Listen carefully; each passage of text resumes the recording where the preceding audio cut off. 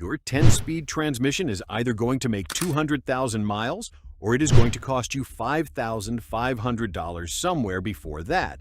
And do you know which path yours is on right now? I went through failure data, rebuild shop documentation, and the actual service recommendations from Ford technicians who do not follow the owner's manual. What separates the 10R80S that make 200,000 from the ones that die at 60,000 is not luck. It is three specific things. Two cost nothing, one costs $200, and none of them are complicated. But we have to start with what is killing transmissions right now, because the what saves it only makes sense once you understand what your transmission is fighting against on every single drive. Drop your year and mileage in the comments before this video ends. I pulled service interval data from multiple sources, and I want to check your specific situation against what the data actually says about when your transmission is at highest risk. What is actually killing your 10-speed? Let me tell you what I found when I went through the rebuild shop documentation and the real-world failure records. The 10R80 does not fail randomly.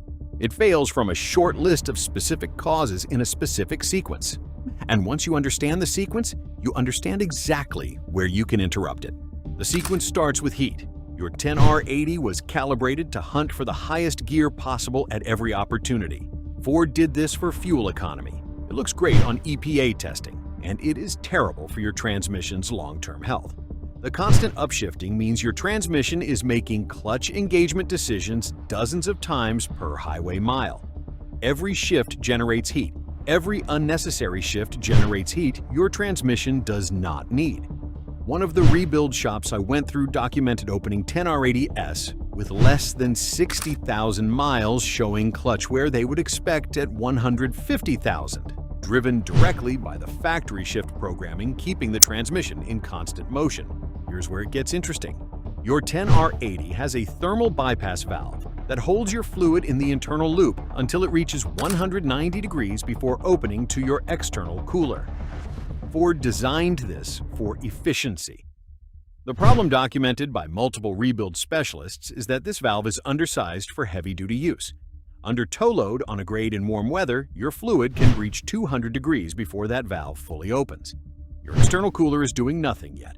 Your transmission is absorbing that heat internally, right when your clutch packs are working hardest and need protection most. That heat is not the direct cause of failure. It is what happens after. Your 10R80's valve body uses extremely fine passages and tight tolerances to direct fluid pressure to your clutch packs. When your fluid degrades under thermal load, fine metallic particles from clutch wear begin circulating and lodge in those passages. Your solenoids start to stick. Your line pressure drops below what your TCM expects. Your clutch packs engage softer than designed. Soft engagement under real load means slippage. Slippage means more heat. The cycle accelerates, invisibly, for tens of thousands of miles before you feel anything from the driver's seat. That is your kill sequence. Heat, fluid breakdown, contamination, soft engagement, more heat. The owner who interrupts that sequence keeps their transmission. The owner who does not funds someone else's rebuild. What is saving the transmissions that make 200K? I looked at what the 10R80S with documented high mileage have in common. Not what owners think they did. What service records and forum documentation actually show. And three things appear consistently in the high-mileage survivors that do not appear in the ones that failed early. The first is early fluid service, not your owner's manual interval. Your owner's manual says lifetime fill under normal conditions. I went through the actual recommendation from a Ford technician who said plainly he would never follow Ford's recommendation. His interval was 60,000 miles. Rebuild shops recommend 25,000 miles. The forum consensus from owners on their third and fourth high-mileage 10R80 lands at 30,000 to 60,000 miles, depending on your use intensity. Here is why your interval matters more than Ford admits. Your 10R80 is a hydraulic machine. When it leaves the factory, your fine passages and solenoid bores fill with fluid, carrying manufacturing debris. Aluminum particles, friction material, assembly residue that no factory cleaning fully removes. Any particle large enough to make a spool valve sticky causes problems. Getting those particles out of your system in the first 30,000 miles does more for your transmission's long-term health than any other single maintenance action on your truck. The owners who change their fluid early and consistently show up in the high mileage cohort at disproportionate rates. And it gets worse for the owners who follow Ford's interval. Your factory fluid at 100,000 miles in a truck that is towed regularly has been through hundreds of heat cycles and absorbed tens of thousands of gear changes worth of friction material. Its viscosity profile may no longer match the tolerances your valve body was designed around. That fluid is not protecting your clutch packs, it is contaminating them. Ford's 150,000-mile interval was written for testing conditions that have nothing to do with how your truck is actually used. The second is Mercon ULV. Specifically Mercon ULV, not a substitute labeled compatible. Your 10R80's shift timing, clutch engagement pressure, and converter lockup were calibrated around a specific viscosity profile. Standard Mercon V, Dexron, and multi-vehicle ATFs do not match it. Put the wrong fluid in your transmission, and your clutch packs are not receiving the engagement pressure Ford's calibration was built around. They engage softer. Soft engagement under real load means slippage. Slippage means heat. You have seen this sequence before. On the right fluid, your 10R80 runs the way its calibration intended. On the wrong fluid, it is slowly losing the fight every single shift. The third habit, and this one costs nothing, is tow/haul mode. Stay with me, because this is where the math on your transmission becomes undeniable.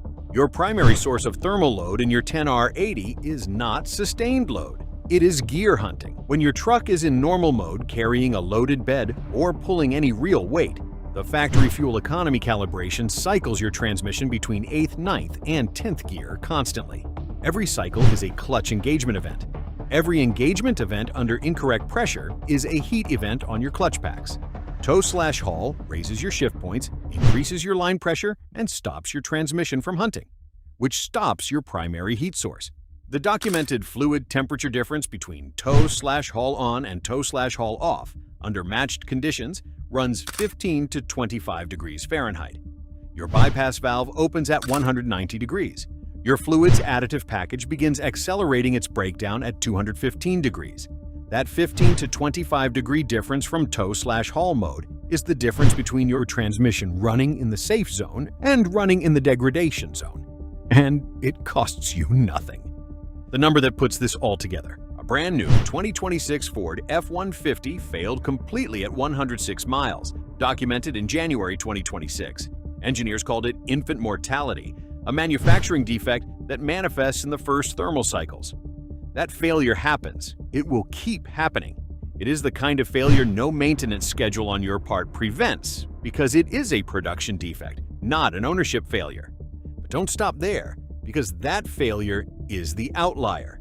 The common failure, the one in the 60,000 to 120,000 mile window on otherwise well-built trucks, is the one driven by your kill sequence: heat, degraded fluid, contamination, soft engagement, more heat. That failure is preventable.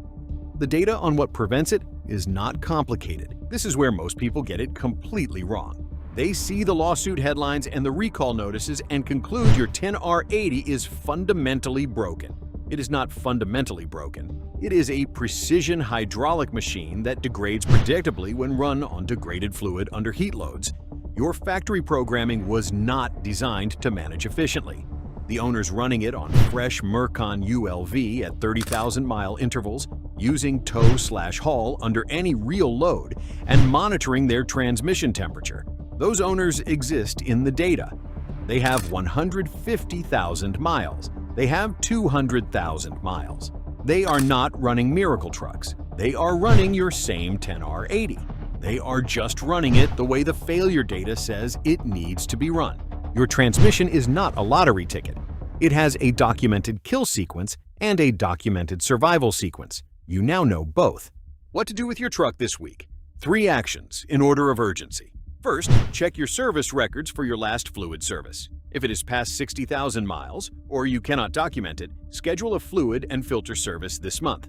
Mercon ULV only. Confirm by name before the service, not after. Cost: $150 to $250. What it prevents: the entire contamination-driven end of your kill sequence.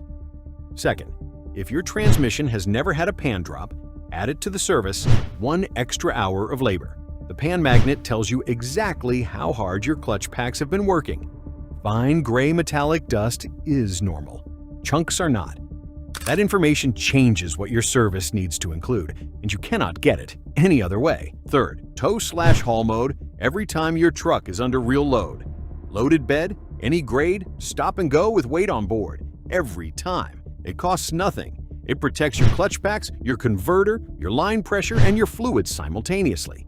The owners who use it consistently show up in the surviving cohort. The ones who treat it as a heavy trailer-only setting show up in the other one. Your 10-speed transmission is not dying, but it is either being maintained the way the data says it needs to be, or it is not.